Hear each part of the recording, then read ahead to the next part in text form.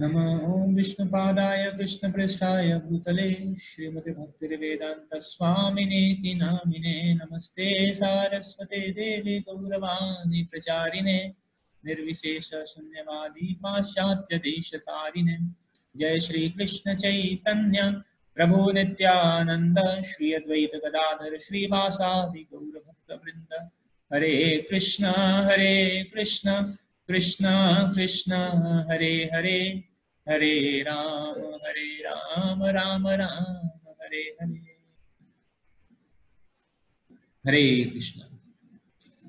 तो आज वैष्णव सदाचार का दूसरा सत्र है। कल हमने चर्चा किया था कि वैष्णव सदाचार का महत्व, कि किस प्रकार यह वैष्णव सदाचार बहुत ही महत्वपूर्ण है। हमने यह भी चर्चा किया था कि बिना अगर कोई संपूर्ण वैदिक शास्त्रों को पढ़कर ज्ञान प्राप्त कर ले, लेकिन अगर वह सदाचार को नहीं अपना रहा है तो यह उसके लिए उचित नहीं है। तो आज हम चर्चा करेंगे प्रमुख रूप से मंदिर में पालन किए जाने वाले कुछ जो नियम हैं। तो कल कुछ एक या दो चीजें चर्चा की थी। जैसे हमने कल चर्चा किया था कि मंदिर में जब हम जाएं तो हमें विनम्रता पूर्वक जाना चाहिए। अपने पद प्रतिष्ठा या उच्च कुल या किसी भी प्रकार की जो गर्व है उन सबको पीछे छोड़कर मंदिर में हम एक दास के रूप में हमें जाना चाहिए, भगवान के सेवक के रूप में मंदिर में दर्शन करना चाहिए। दूसरा, कल हम चर्चा कर रहे थे कि किस प्रकार प्रणाम मंदिर में जब हम जाते हैं तो कई जगह मंदिर में क्या होता है कि सबसे पहले मंदिर में के प्रवेश द्वार पर गरुण जी होते हैं। तो तब उस समय हम गरुण जी को प्रणाम करते हैं और उसके बाद हमारे जो अंतर्राष्ट्रीय कृष्ण भावनामृत के जो मंदिर हैं या सेंटर हैं वहाँ पर उसके बाद श्रील प्रभुपाद जी को प्रणाम करना होता है। श्रील प्रभुपाद को हम प्रणाम करते हैं और श्रील प्रभुपाद को प्रणाम करने के पश्चात उसके बाद हम फिर जो अल्टर में जो भगवान हैं वहाँ पर हम उनको क्रम से हम प्रणाम करते हैं। कई बार एक अल्टर में केवल राधा कृष्ण ही रहते हैं, कई बार किसी अल्टर में राधा कृष्ण, गौरताई, जगन्नाथ, बलदेव, सुभद्रा या राम दरबार, इस तरह अनेक विग्रह हो सकते हैं। तो सभी विग्रहों को हमें एक एक क्रम करके हम ऐसा प्रणाम करते हैं। अगर एक ही अल्टर है तो हम एक ही क्रम में एक बार ही दंडवत करके ही हम सभी विग्रहों को प्रणाम मंत्र बोलकर हम प्रणाम करते हैं। तो हमने कल चर्चा किया था कि दंडवत प्रणाम यानी अष्टांग प्रणाम करना चाहिए भगवान को, जिसमें अष्टांग प्रणाम में 2 पैर, 2 घुटने, छाती, 2 हाथ और मस्तक, यह अष्टांग प्रणाम के अंतर्गत आते हैं। तो अष्टांग प्रणाम में यह सारी चीजें शामिल होती हैं। इसके अलावा पंचांग प्रणाम करते हैं। पंचांग प्रणाम हमने बताया था कि माता जी लोग जो है वह पंचांग प्रणाम कर सकते हैं, उन्हें पंचांग प्रणाम करना चाहिए। तो पंचांग प्रणाम में जो है घुटने, 2 हाथ और मस्तक ऐसा लगता है। तो उसके आगे हम चर्चा करने वाले हैं। तो तीसरा पॉइंट हम चर्चा कर रहे थे वैष्णव आदर। वैष्णवों का जो आदर है वह वैष्णव सदाचार मतलब क्या है कि वैष्णव के प्रति सदाचार। तो उसमें वैष्णव का जो आदर करना यह बहुत ही महत्वपूर्ण है। यहाँ तक कि बृहद नारदी पुराण में उल्लेख है कि वैष्णव का विशेष आदर करना चाहिए। और हाँ, लेकिन कुछ परिस्थिति में वैष्णव को हम प्रणाम नहीं करते हैं। जैसे कि अगर कोई वैष्णव स्नान कर रहे हैं, अभी तो मतलब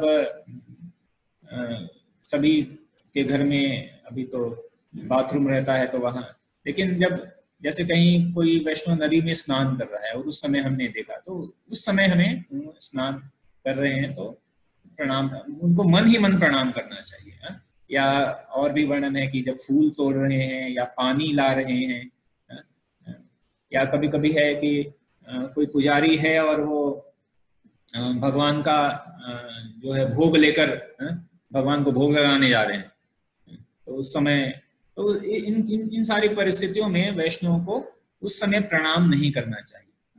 और फिर बाद में यथा स्थिति जब उचित समय मिले तो हम फिर वैष्णव को हमें प्रणाम करना चाहिए। उस स्थिति में वैष्णव को मन ही मन हमें प्रणाम अर्पित कर देना चाहिए। मंदिर में यहाँ तक कि वैष्णव जो मंदिर के अंदर हमें वैष्णव को प्रणाम नहीं करना चाहिए।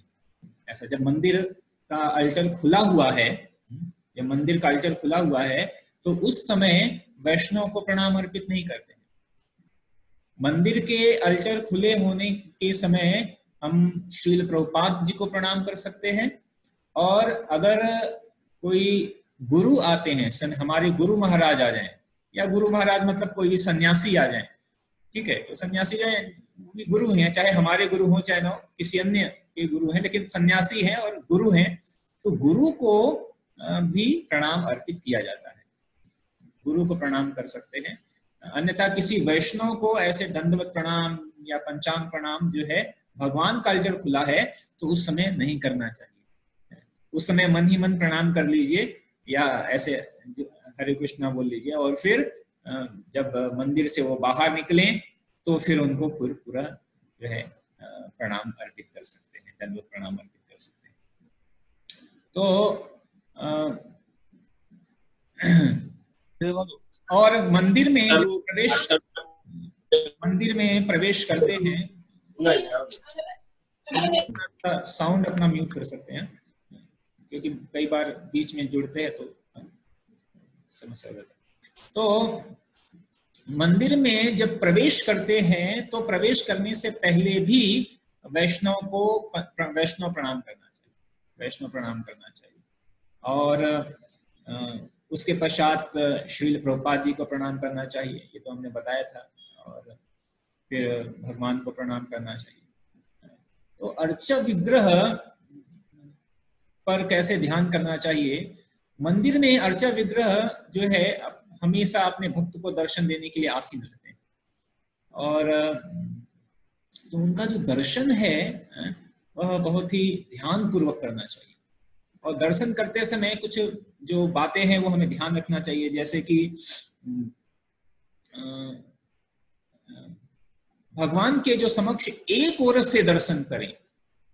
जैसे कई बार है, मान लीजिए कि आप दर्शन कर रहे हैं और भगवान को देखा, और भगवान को देखकर आप पूरे भावावेश में आ गए, भगवान और मैं, और पीछे कोई वैष्णव बैठ के मान लीजिए जप कर रहा है भगवान को देखते हुए, और आप आकर आप उसके आगे आके खड़े हो गए एकदम बीच में। तो कहने का मतलब कि जब भगवान के दर्शन कर रहे हैं तो थोड़ा हमें देखना चाहिए कि अगर कोई ऐसा तो नहीं है कि हम किसी के एकदम चेहरे के ऊपर खड़े हो गए हैं एकदम सामने एकदम, तो थोड़ा एक तरफ से भगवान के दर्शन करना चाहिए, जिससे कि अन्य जो भक्त या कोई वैष्णव बैठा हुआ है तो उसको भी भगवान के दर्शन हो सके। कई बार ऐसा देखा जाता है कि अन्य मंदिरों में कि भगवान का खुला और सब लोग ऐसे दौड़ कर किसी के ऊपर सर पांव कौन कहाँ आ रहा है धक्का मुक्की करके भगवान, नहीं, ऐसे दर्शन करेंगे तो उस दर्शन का लाभ नहीं मिलेगा, उस दर्शन का लाभ नहीं मिलेगा। तो जब हम दर्शन करें भगवान के तो हमें उपस्थित अन्य वैष्णव को जो है ध्यान में रखकर करना चाहिए दर्शन भगवान का। और जब निश्चय ही पहले भगवान को दंडवत प्रणाम करना चाहिए।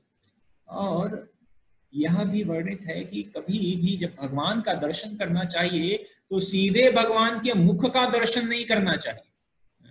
तो भगवान का दर्शन करने की जो प्रक्रिया है श्रीमद् भागवत में उस प्रक्रिया का वर्णन दिया गया है। बताया गया है कि अर्चा विग्रह पर ध्यान ध्यान देने की प्रक्रिया क्या है कि सबसे पहले भगवान के चरण कमलों से आरंभ करके धीरे धीरे प्रगति करे, धीरे धीरे।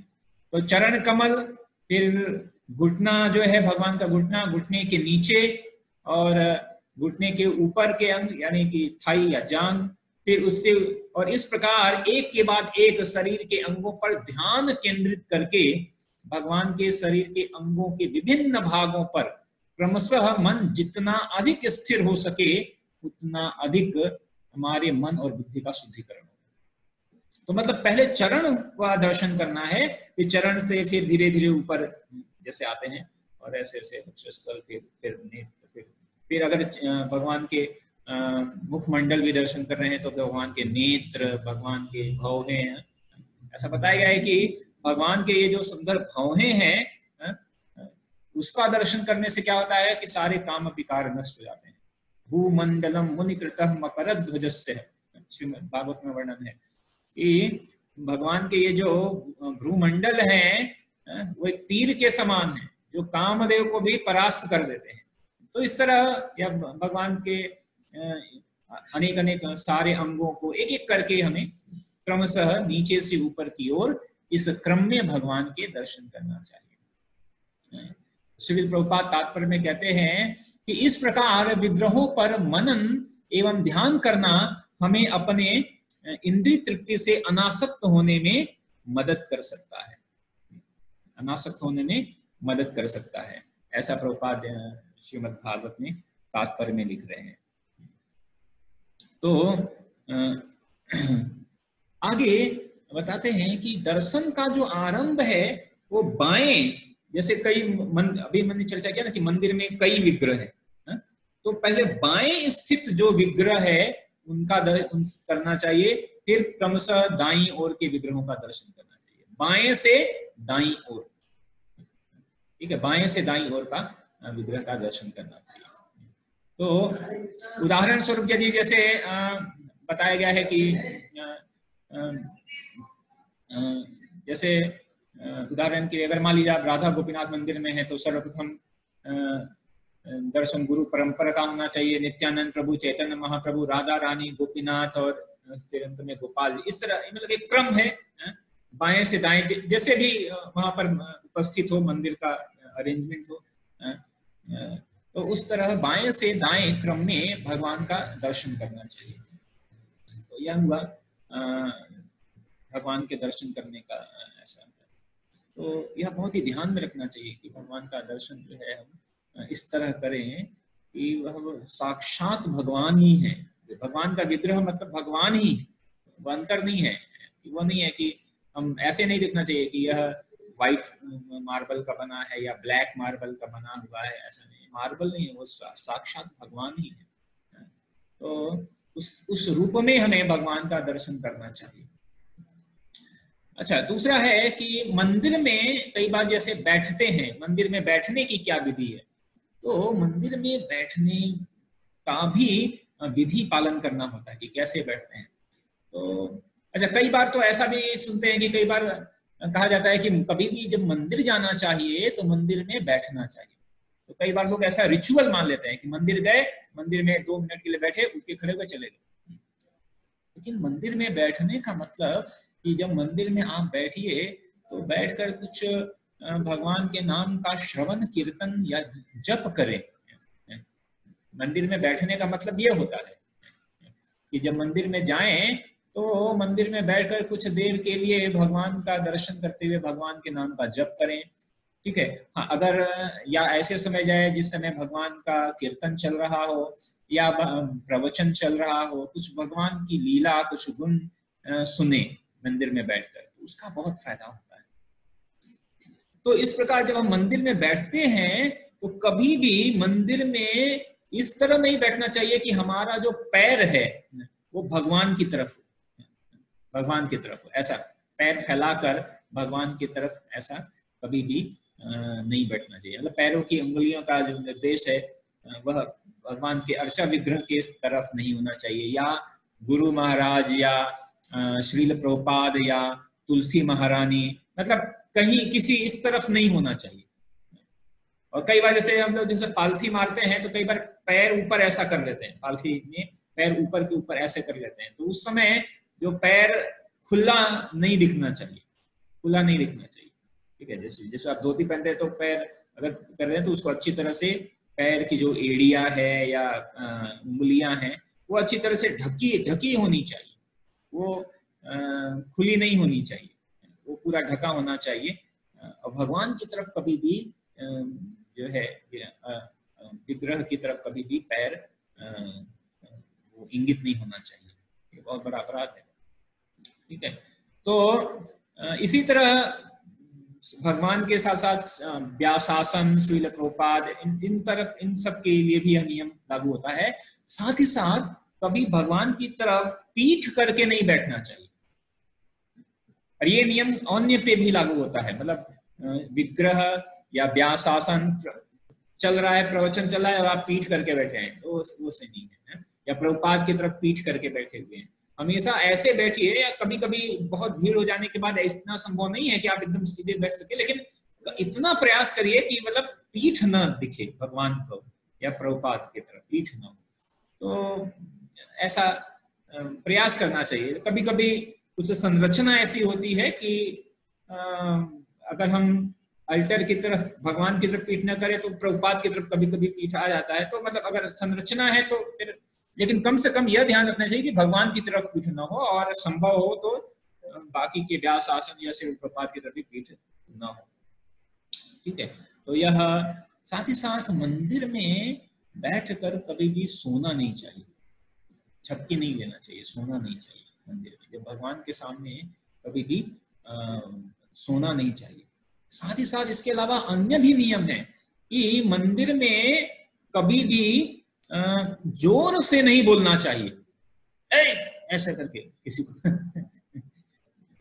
तो मंदिर में ऐसा जोर से किसी व्यक्ति को ऐसा बोलना वह सही नहीं है, तो जोर से नहीं बोलना चाहिए। मंदिर के अंदर किसी भी तरह का कभी भी झगड़ा नहीं करना चाहिए, किसी भी तरह का झगड़ा मतलब किसी भी तरह का बहस नहीं होना चाहिए मंदिर के अंदर। मंदिर के अंदर किसी भी व्यक्ति की निंदा नहीं करनी चाहिए, अवहेलना यानी अपमानित नहीं करना चाहिए, और मंदिर के अंदर कभी भी क्रोध नहीं करना चाहिए। ये नियम है, ये नियम है। अगर ये हम करते हैं तो हमें अपराध लगता है, विग्रह अपराध लगता है।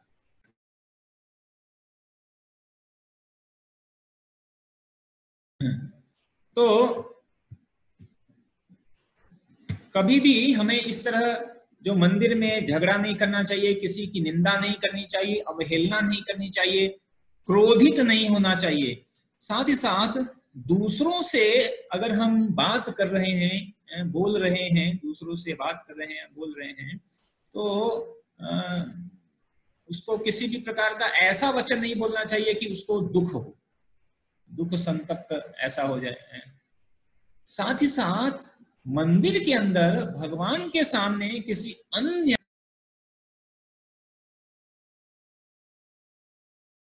तो थोड़ा नेटवर्क का थोड़ा समस्या आ रहा है, तो मंदिर के अंदर कभी भी किसी दूसरे व्यक्ति की स्तुति नहीं करनी चाहिए, किसी दूसरे की प्रशंसा करना शुरू कर। हाँ, मंदिर के अंदर जब भक्त की स्तुति हो सकती है, एक जब जैसे भागवत क्या है, भक्तों की स्तुति ही है, लेकिन किसी अन्य दूसरे व्यक्ति की स्तुति, हाँ प्रवचन चल रहा है तो उस समय, लेकिन सामने विग्रह खड़े हो और हम किसी और की इस तरह ऐसे स्तुति करें, किसी की प्रशंसा अन्य की करें, तो वो सही नहीं है। तो साथ ही साथ देवताओं की निंदा नहीं करनी चाहिए। कई बार ऐसा होता है कि हमें पता है कि कृष्ण पूर्ण पुरुषोत्तम भगवान है, सामान्य लोग कई देवी देवताओं को भी भगवान मानते हैं, लेकिन हमारी फिलॉसफी तो क्लियर है कि जो देवी देवता है वो भगवान नहीं है, कृष्ण ही पूर्ण पुरुषोत्तम भगवान है। लेकिन जो देवी देवता है वो भी सामान्य नहीं है, वो भी भगवान के द्वारा शक्ति प्रदत्त विशेष जीव है। और तो हमें किसी भी देवी देवता का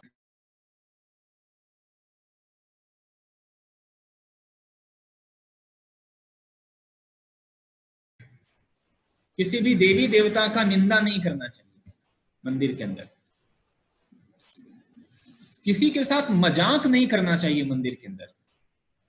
जोक मार रहे हैं अंदर, ऐसे ठहाका लगा के जोक चल रहा है, तो मंदिर के अंदर किसी भी तरह का जोक या ऐसा व्यवहार नहीं करना चाहिए। व्यर्थ की बात नहीं करना चाहिए।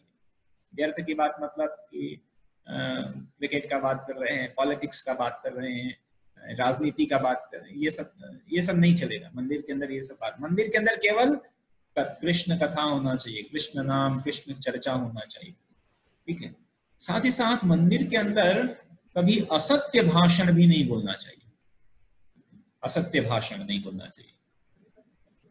तो ये सब है कि मंदिर में क्या करना चाहिए, मंदिर के अंदर जब प्रवेश करें तो क्या करना चाहिए, क्या नहीं करना चाहिए। अब चर्चा करेंगे कि मंदिर वैष्णवों को कैसी वेशभूषा कैसी धारण करनी चाहिए, वस्त्र और वेशभूषा कैसी धारण करनी चाहिए। तो पहली बात कि भक्तों की जो वेशभूषा है वह सदैव स्वच्छ होनी चाहिए, हमेशा स्वच्छ होना चाहिए, और ऐसा होना चाहिए जिसको देखकर भगवान का स्मरण हो जाए। ऐसा वेशभूषा होना चाहिए जिसको देखकर भगवान का स्मरण हो जाए, ऐसी वेशभूषा होनी चाहिए।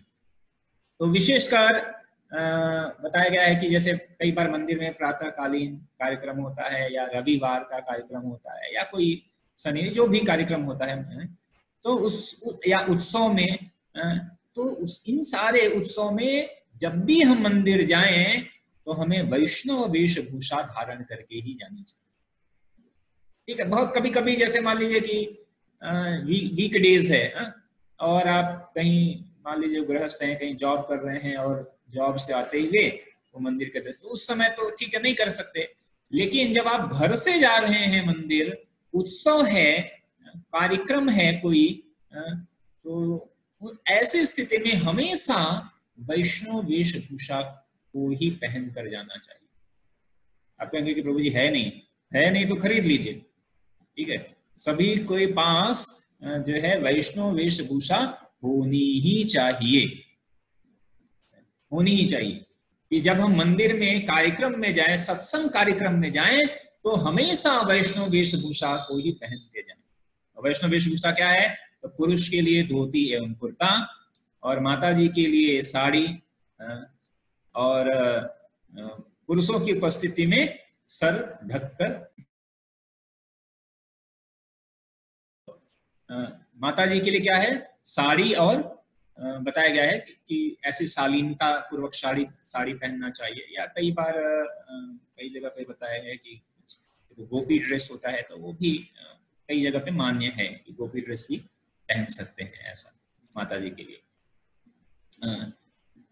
साथ ही साथ बताया गया कि हाँ, अगर प्रचार कार्य में कहीं जा रहे हैं तो अपरिहार्य परिस्थिति में कहीं प्रचार कार्य के लिए कुछ पहन सकते हैं। जैसे कई बार किसी को कॉलेज में सेमिनार लेने जाना है और वहां पर धोती कुर्ता ऐसा अलाउड नहीं है, तो उस समय हम उस तरह की प्रचार कार्य के लिए कर सकते हैं, लेकिन वो केवल उसी समय होना चाहिए।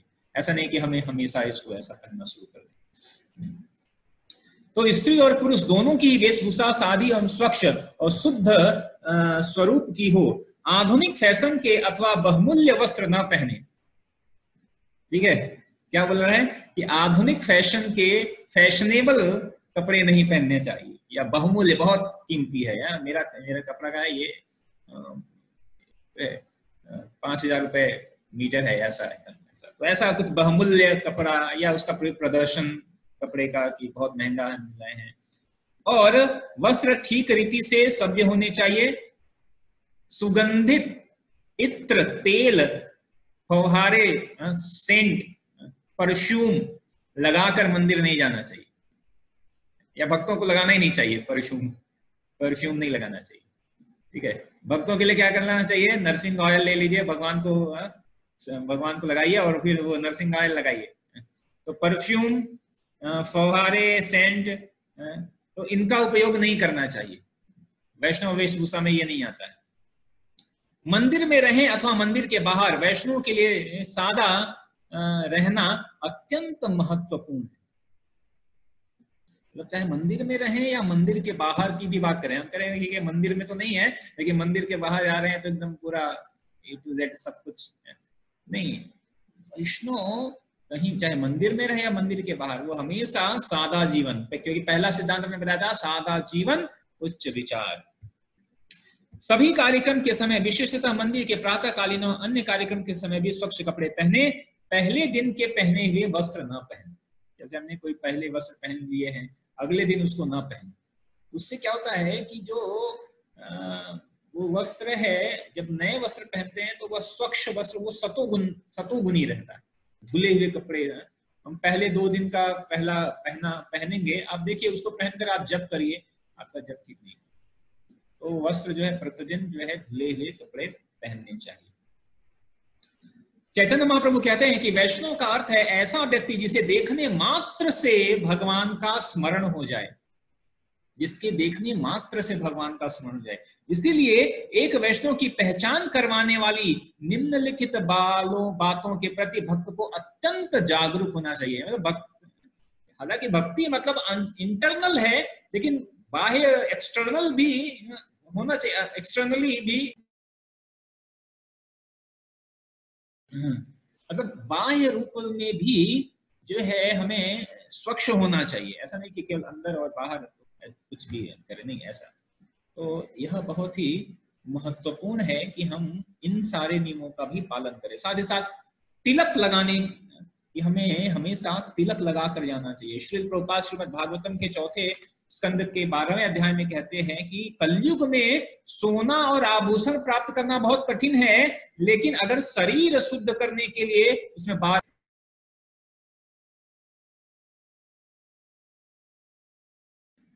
नेटवर्क बहुत बार आ रहा है जा रहा है, देखिए बस 2 मिनट का समय है, ठीक है।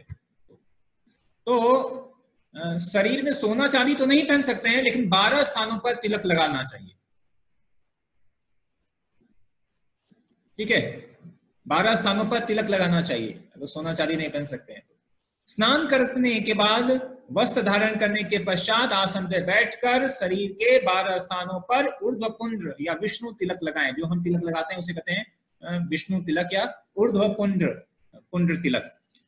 तो मस्त। और कई बार ऐसा होता है कि हम कहीं बाहर जा रहे हैं और उस परिस्थिति में हम तिलक नहीं लगा पाते हैं, तो भी जैसे पानी का तिलक लगा लेना चाहिए। जैसे ऑफिस जा रहे हैं और वहां पर आप तो तिलक अलाउड नहीं है, मान लीजिए ऑफिस के अंदर, तो आप पानी का तिलक लगा लीजिए, भगवान को दिखाई पड़ेगा। क्योंकि जिसके मस्तक पर तिलक होता है, यमराज यमदूत उसके पास भटकते नहीं है, ठीक है। तो तिलक का जो महत्वपूर्ण है, क्योंकि ये जो हम तिलक ऐसे लगा रहे हैं, ये जो तिलक लगा रहे हैं, ये भगवान विष्णु के चरण हैं, और ये जो है ये तुलसी है। तो भगवान के चरण को हम अपने शरीर पर धारण कर रहे हैं। तो भगवान का और ऐसे तिलक लगाने का मंत्र भी होता है, ओम केशवाय नमः, ओम नारायण नमः, माधवाय नमः, गोविंदाय नमः, विष्णुवे नमः। तो वो मंत्र भी हम याद कर सकते हैं। तो तिलक लगाते समय अलग अलग मंत्र का उच्चारण करते हैं। तो ऐसा हमें तिलक लगाना चाहिए। तो हरिभक्ति विलास में कहा गया है कि यदि तिलक अपने आकार में सुव्यवस्थित न हो, रंग अथवा भौतिक दृष्टि से भक्त के संप्रदाय के अनुसार न भी हो, तो भी उसमें फिर भी अन्य विशेषताएं रहती हैं। कभी कभी उतना अच्छे से तिलक नहीं लग पाता है, तो भी तिलक लगाना चाहिए। कभी कभी टेढ़ा मेढ़ा भी लग जाता है, लेकिन बार बार लगाने से फिर हमें अभ्यास हो जाएगा तिलक लगाने का। तो और तिलक कैसे, किस चीज का तिलक लगाना चाहिए? गोपी चंदन का, कोई अन्य तिलक नहीं ले लिया, कुमकुम ऐसा इन सब का तिलक नहीं लगाना है।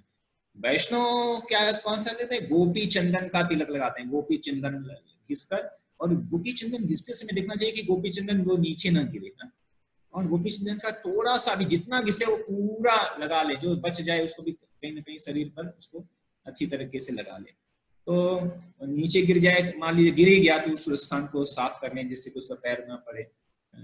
और इस तरह जो है स्नान करने के पश्चात सभी व्यक्ति को जो है तिलक धारण करना चाहिए। हमेशा जब भी स्नान करें हम तिलक लगाएं, और कोशिश ये करें कि कभी भी जो है बिना तिलक के कभी न रहे। घर में भी बैठे हैं तो तिलक लगाए के रखें। आप कहेंगे कि बाहर तो मान लीजिए नहीं लगा पा रहे हैं, लेकिन घर में किसने रोका है? बाहर तो नहीं लगा पा रहे हैं, लेकिन घर में भी कोई रोक रहा है? जब भी घर में है तो तिलक लगा के रखिए। यह है, घर में तो लगा ही सकते हैं, बाहर निकलने पर अभी नहीं लगा पा रहे हैं तो कोई बात नहीं, लेकिन घर में जब है तो घर में लगा के रखिए। ठीक है, तो तिलक जो है यह बहुत ही महत्वपूर्ण है। यह वैष्णव जब भी हम तिलक लगाएंगे तो यह विष्णु के चरण को, हम भगवान के चरण को अपने ऊपर धारण करते हैं। तो इस प्रकार यह तिलक लगाने का महत्व है।